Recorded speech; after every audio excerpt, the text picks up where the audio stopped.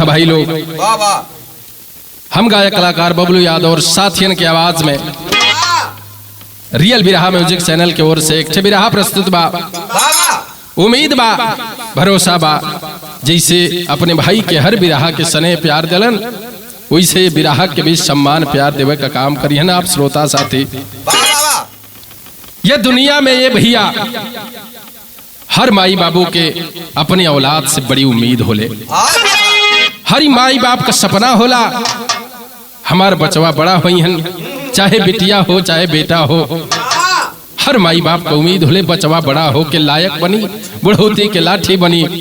लेकिन ये कोई नहीं खिजानत कि वो बेटवा लायक हुई कि चल के नालायक बनी। बिरहा में 4 लाइन भूमिका से भाव लगल मास्टर। प्यार के नाम से प्यार बदनाम है, प्यार अंधा बनाता है इंसान को। प्यार में मान सम्मान को भूल कर कुल कलंकी बनाता है खानदान को। प्यार में बेटी बेटा कुटिल कर्म से आग में झोंक देते हैं अरमान को। प्यार दिल से नहीं देह से हो रहा,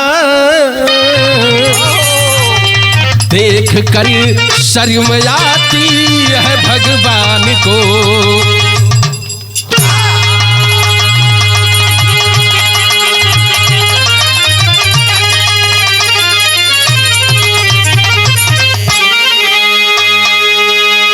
भैया हो, प्यार बड़ा पावन शब्द होला। प्यार का रिश्ता गजब का रिश्ता हुआ करता है। हम बताइला प्यार के रिश्ता से बढ़िया चाहे वो माई बाप के रिश्ता होके, चाहे बेटा बेटी के रिश्ता होके, आशिक मासूका के रिश्ता होके, रिश्ता चाहे कोनो होके, लेकिन उस प्यार और स्नेह की डोरी से ही बांधल जला। ये फेंको भैया, प्यार का रिश्ता बड़ा पावन होला। लेकिन आज इंसान का फितरत बदल गई हो। आज इंसान रूह से ज्यादा शरीर से प्रेम करत आए भैया। और हम बताइला जब प्यार वासना में डूब जाला तो यही जब तो सबसे बड़ी चूक हो जाले भैया इंसान से। बिरहा में एक गजल लगत है भैया।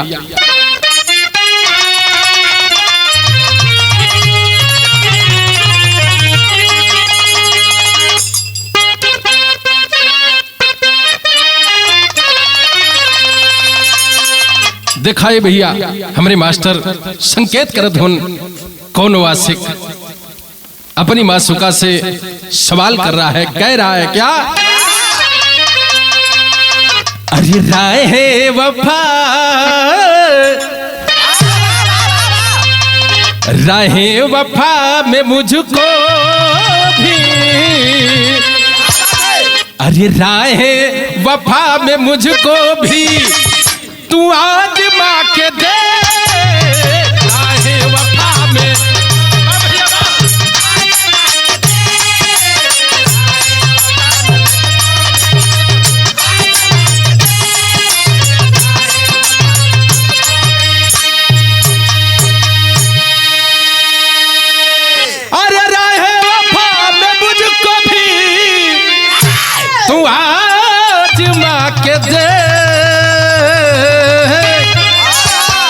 आशिक हूँ, आशिक हूँ तेरा मेरी जान, आशिक हूँ तेरा मेरी जान। अरे तू अपना बना के दे। आशिक हूँ तेरा,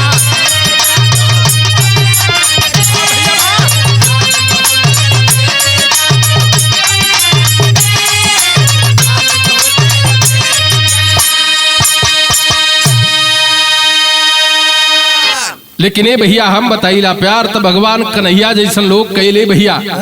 लेकिन तब के प्यार में और अब के प्यार में अंतर का हो, कभी का कलम संकेत करत हो।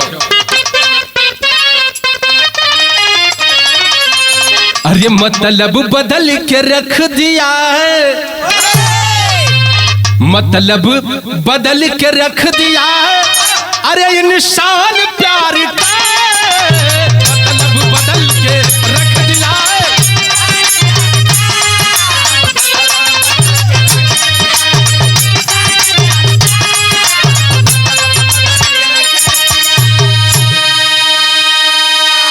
अरे मतलब बदल के रख दिया इंसान प्यार का। अरे कल युग में रूप ले लिया, कल युग में रूप ले लिया। अरे शैतान प्यार का कल युग में रूप ले लिया।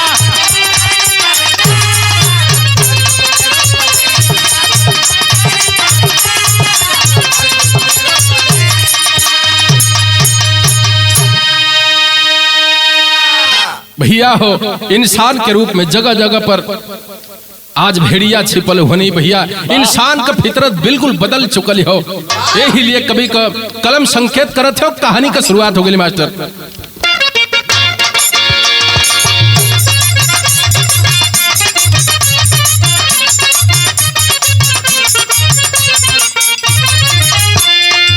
जिला उन्नाव गौरीगंज की कहानी है, जिला उन्नाव गौरीगंज की कहानी है। महेंद्र नाथ की बेटी चंदा सयानी है।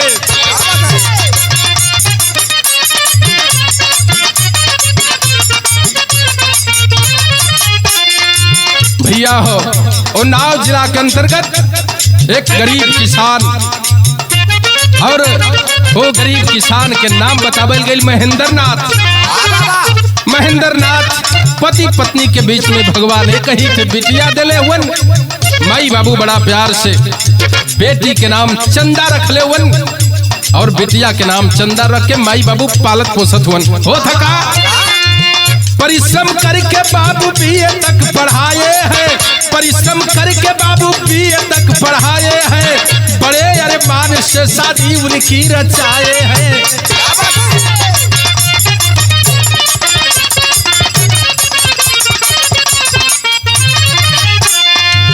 तिलक बरछा और हो गई सगाई,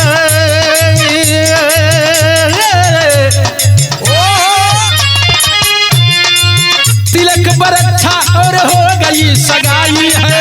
हंसी खुशी से द्वार पे बारात आई है।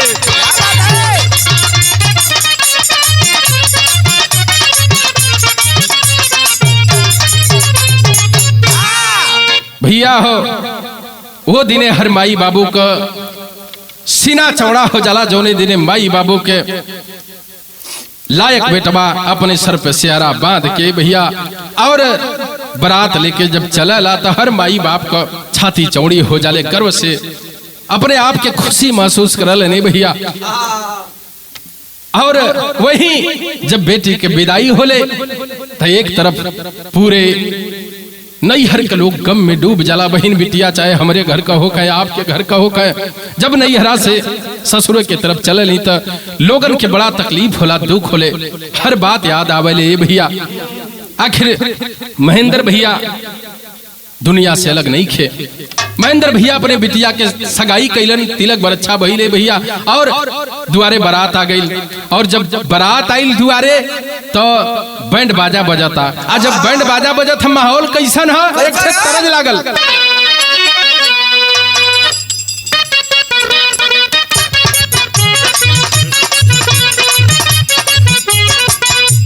देखा है भैया जैसन भाव वैसने गीत लिख दिलन मास्टर।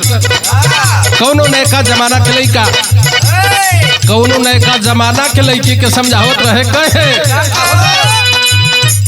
लइका कहे कि रनिया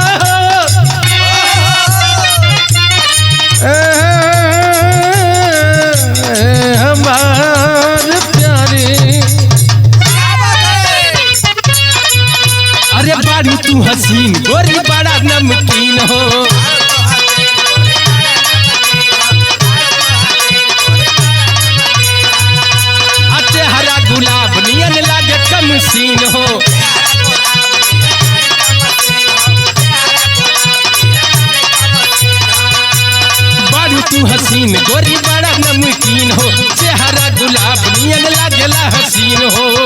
अरे लहे लहे अरे मनवा में हमारा तू धस गईलू,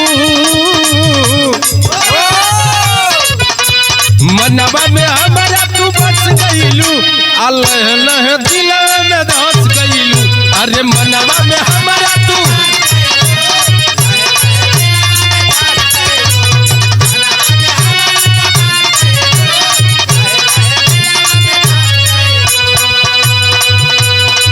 लेकिन ए भैया आज महेंद्र भैया के दरवाजे पर बारात सज के आ गई। अब बारात आई तो बारात का माहौल कैसन हो, कभी का कलम संकेत कैले से।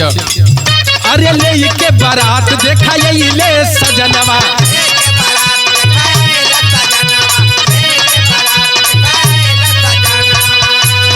हित मित दुआरे पे बाजेला बजनवा,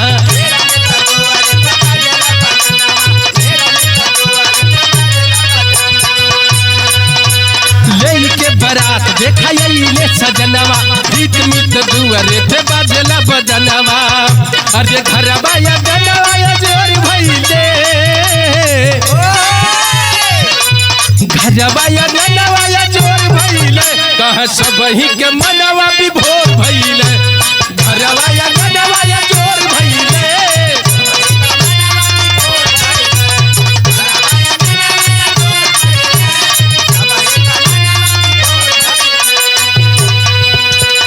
बारात सज के आ गई, कहीं लवंडा छरक छरक नाचता। ये फेंकू भाई आजकल तो फैशन हो गई बा, पूरे बरातिये नाचता। आज महेंद्र भैया के घरे बारात आईली हो, समियाना सज गई, लोग नाचता झूमता मजा लेता, मस्ती में सबे खुशी में झूमता। ये भैया लेकिन परंपरा बा, हमरे घरे कहो का चाहे आपके घर कहो का, बारात के लोग बड़ा सेवा सत्कार करलन। महेंद्र भैया के घरे होत का हो, खूबे सत्कार कैले मिल के घराती,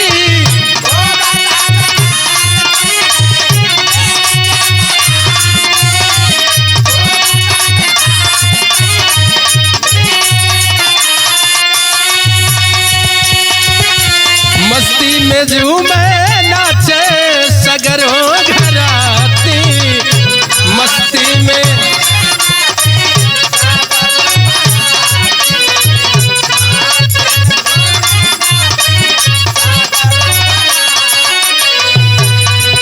अरे चनवा के जैसे चकोर भइले, अरे चनवा के जैसे चकोर भइले, आ सबही के मनवा विभोर भइले, चनवा के जैसे चकोर भइले।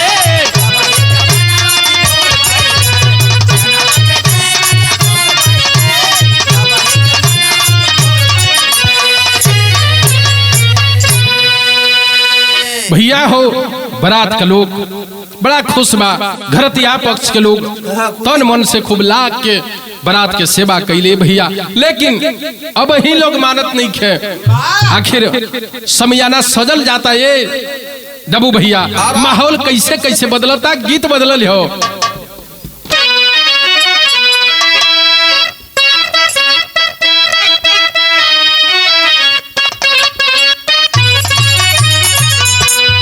देखा ये फेंकू भैया, ये कुल गीतन के जोड़ नहीं खे, पुरान गीत तो पुराने गीत हो। मास्टर बजावत हुआ, अरे ननदी भौजिया दुनो एक समय, अरे ननदी भौजिया दुनो एक समय, दुनहुन कपिया पर देसिया हो राम,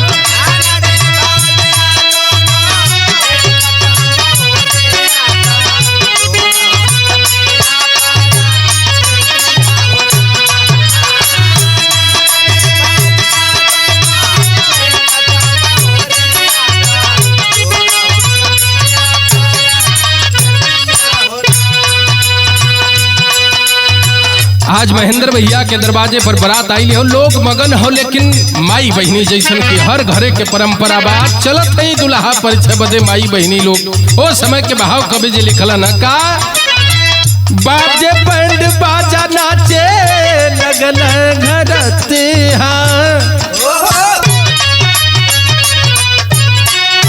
बाजे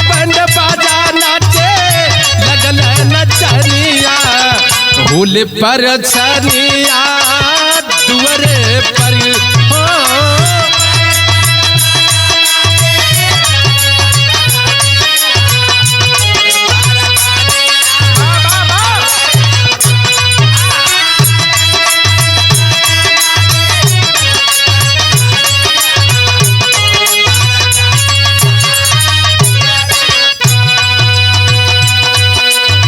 परीक्षण होता है फेंको भैया हमरे घरे कहो के आप घर का परंपरा बा। माई आज दुल्हा के परीक्षा चलत है कौन कैसे तिलक लगा के माई आरती उतारे।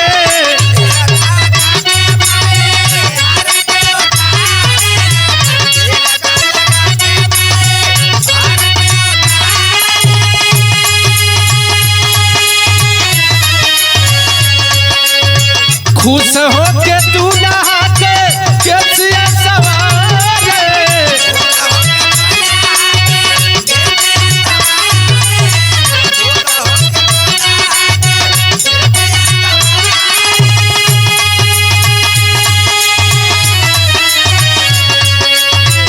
लोग खुश बा माई परीक्षा चलत है दुल्हा के परीक्षा थई कहीं बाल सवारत आनी ये भैया खुश होते हैं कि भगवान हमारी बिटिया के लायक वर भेज रहा मालिक बड़ी तोहार कृपा बा। लेकिन इन्हें घरे में का होता ए हवर घरवा से ए हवर घरवा से भगली दुल्हनिया त होले पर छनिया दुआरे पर। होले पर छनिया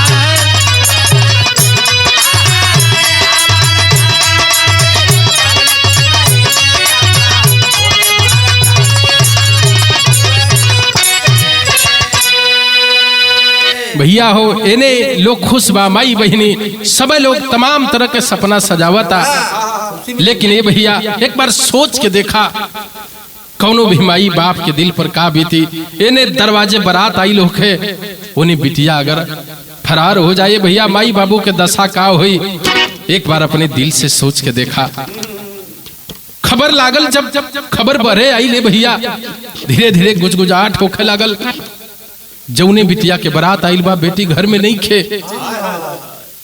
जौना समय बाबू महेंद्र के बतिया के पता चलल जैसे लगल ए भैया काठल पेड़ के नहीं राय के गिरलन है जाके अथवा जोड़ के और समझी से कहथवन भैया एमे हमारे कोनो दोष नहीं खे हमारे परवरिश में शायद कोनो कमी रह गई लोग है भैया ऐसा दिन देखे के पड़ा था।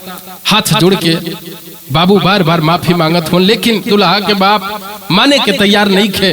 उनके लगता कि जानबूझ के भगावल गई भैया ऐसा सलूक करता नहीं भैया। लेकिन आज बिटिया के बाबू हाथ जोड़ के एक बात कहत उनका अरे सुनी के खबर जाल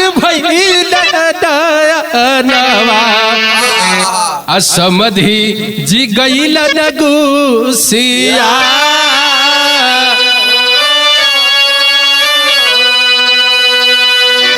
अदुलई के बाबू के चरनिया असबई रहला समझा।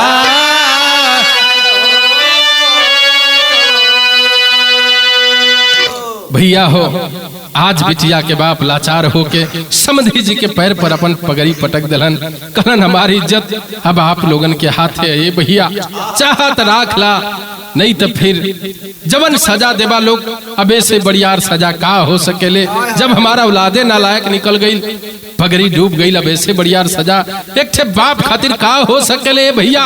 एक बार सोच के देखा आज वह लाचार बाप बिलख रहा है रो रहा है बाबूजी लोग कैसो कैसो समझावल और जब कैसो समझावल है भैया तब बारात वापस चलल तब भइल का अरे रतिये में वापस हो गई बारातिया खोजलन महेंद्र पागला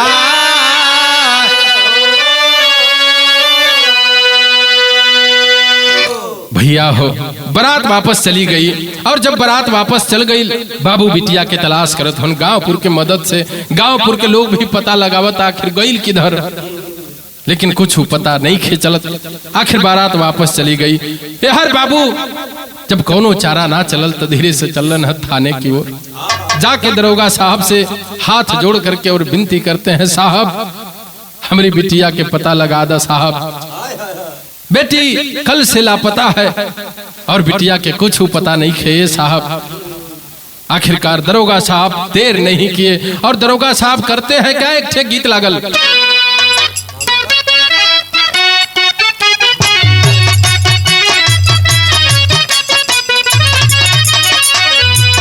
देखा ये भैया मास्टर हमरे गीत बजावत हुआ, कोनो दुल्ही मन से धू से सवाल करत या कहे, कहवा के झुमका झुलनी, कहाँ के दुकान, कहवा कटी कुली।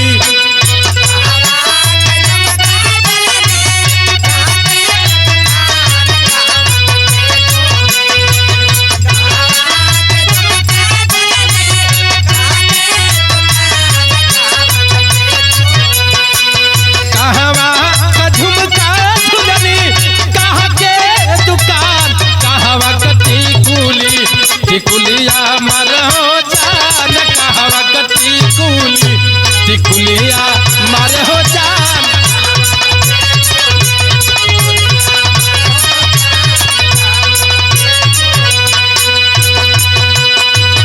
लेकिन आज दरोगा साहब जब सुनलन है एगो बाप के फरियाद, दरोगा साहब कैलन है का, चल ले दरोगा साहब चलिया बिछा, बन के बहलिया हो खोजे।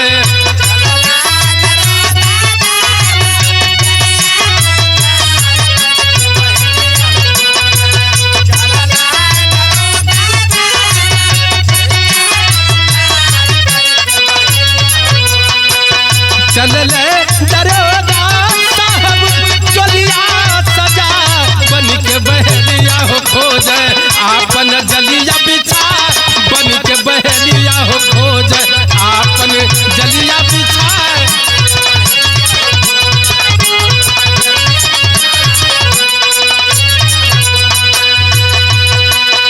दरोगा साहब देर नहीं किए और अपनी टोली सजा करके इधर उधर तलाश करने लगे।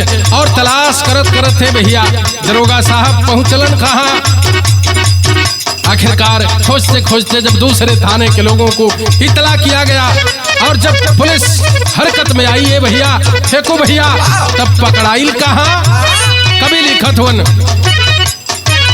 कानपुर सहारिया में गइल पकड़ाय, बन के बहलिया हो खोजे।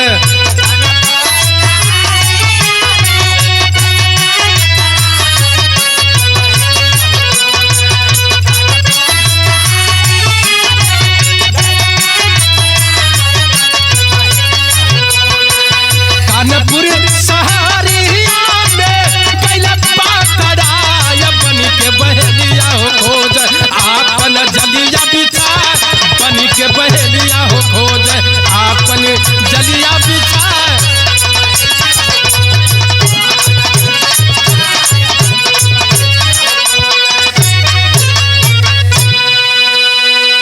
भैया हो जब प्रशासन के लोग शक्ति से पता लगावे शुरू कैल है तो हम बताइला, अगर कानून करना जौने दिन अपने पर आ जाई तो बड़ से बड़ चाहे कितनो बड़का अपराधी होके नतमस्तक होना पड़ेगा बाबूजी। आखिरकार जब पता लगावे लोग तक कानपुर स्टेशन से दूर कुछ ही दूरी पर गाड़ी पकड़ने के लिए जा रहे थे। पकड़ गए दोनों प्रेमी और प्रेमिका, और जब पकड़ गए दरोगा साहब लेके, और जब थाने की ओर चले हैं बाबूजी, और जब थाने की तरफ चलन लेके आई लोग, और जब बैठावल जब बाप के बेटिया से आमना सामना बहिली, सोच के देखा एक बार, बाबू बिटिया के कुछ बोलत नहीं खे, लेकिन अपने आप पर पछतात होन कवन चूक हो गई हमारे परिवारिस में। उल्हाना दे रहा है वह बाप, और जब बेटिया देखल नजर मिलल बेटी से एक ठे सवाल करत होन, बाबू बड़ा खरूड़ भाव में कहलन है, का कहलन,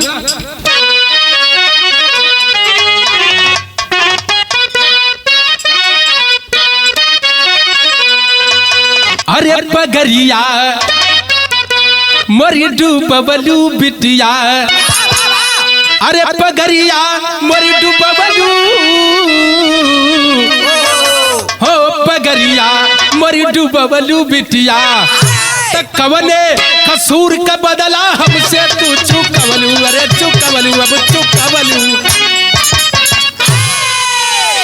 बाप लाचार होकर के और टुअरा के नाई बोलन कलन है बेटी कौने कसूर के सजा हमके देलू, भरल समाज में हमार पगड़ी उतर गई, आखिर हमसे कवन चूक हो गई।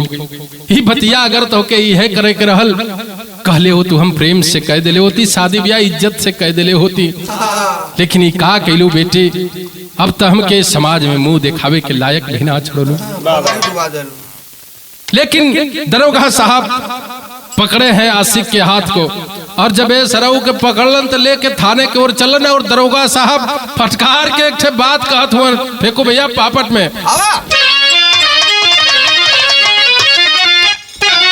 अरे कहा दरोगा मजनू बदला सार प्यार के चक्कर में, अरे आज इश्क के दे भूत उतार प्यार के चक्कर में।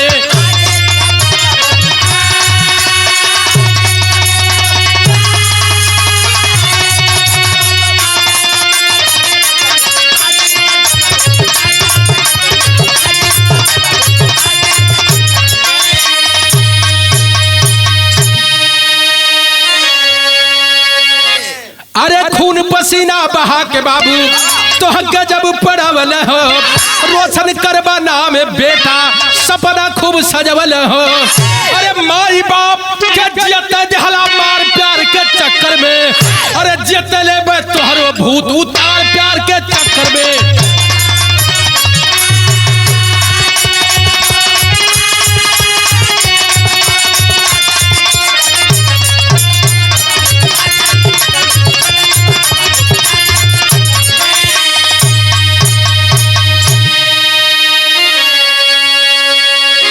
खलन के चला आज पथत लगिए जाई तो होके के एगो बाप के इज्जत उतरला के सजा का होले, आज हम सहूर सिखा दे तो होके।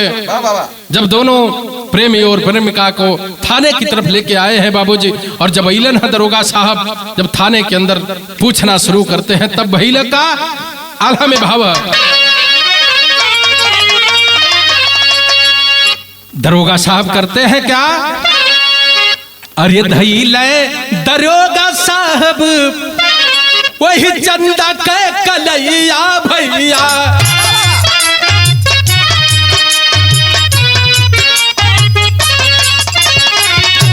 थरी थरी बना ही निकले ले लाचार,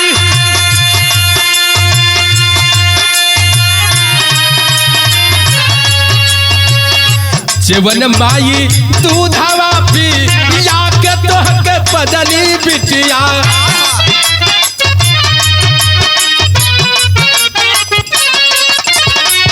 कैसे भूल गईलू वही माई के दुलार।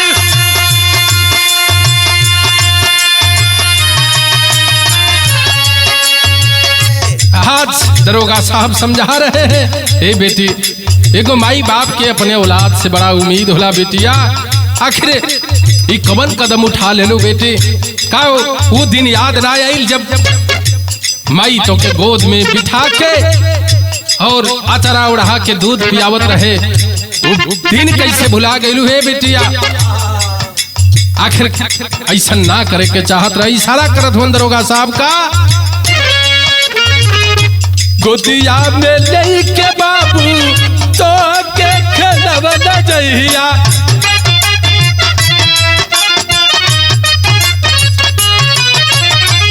कैसे वही बाबू चिक दे गलू तुम विसार।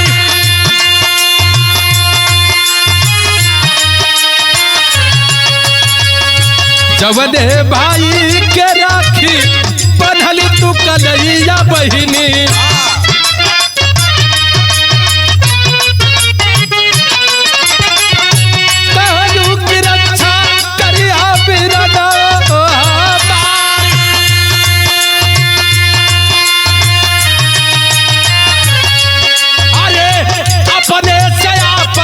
हुई जतिया डूबवलू बिटिया अपने से अपन।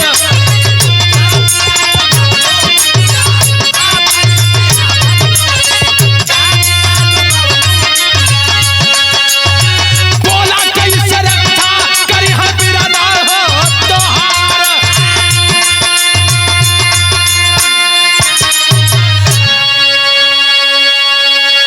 दरोगा साहब के साथ में परिवार के लोग जुट गए, माई बाबू सबे समझावता ये बेटी।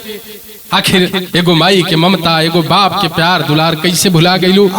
वो दिन याद ना आई जब भाई के कलाई में राखी बांधत के भाई से बचन ले रहलू, भैया तोहरे इज्जत के रक्षा करब। आज अपने हाथ से अपन इज्जत मटिया मेट करे में तो के तनिको सोचे के समय ना लगले बेटी। तनिको ना ही सोचलू कि एगो बाप का जब पगड़ी उतर जाले तो कर दशा का हुई। ए वरी तो हर तनिको ध्यान नहीं खे गई। आखिरकार बाप लाचार हो करके और टुअरा के नाई घरे की ओर चलल है भैया।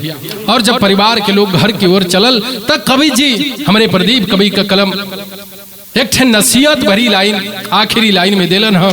बड़ी ऊंची बात लिखत होन कैसे।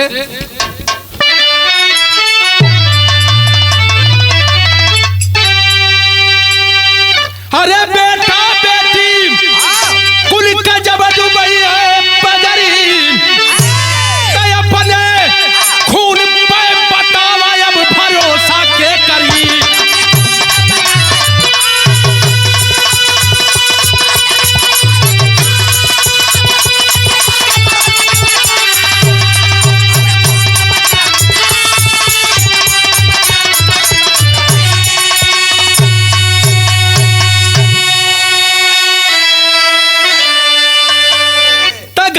चिराग जब कि घर में जराई, अरे बेटी अपने बाप का पगड़िया डुबाई।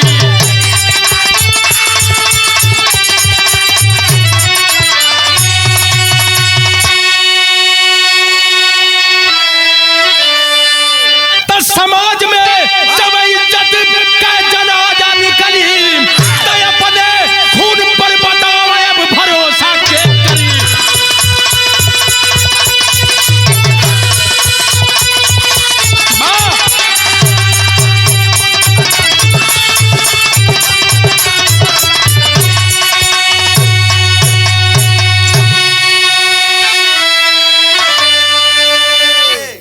भैया हो समाज के युवा वर्ग से हमारा हाथ जोड़ के विनती बा, हर माई बाप के अपने बेटवन से अपने औलाद से चाहे वो बेटी हो बेटा हो बड़ी उम्मीद होले ऐसा कदम कबो ना उठावे के।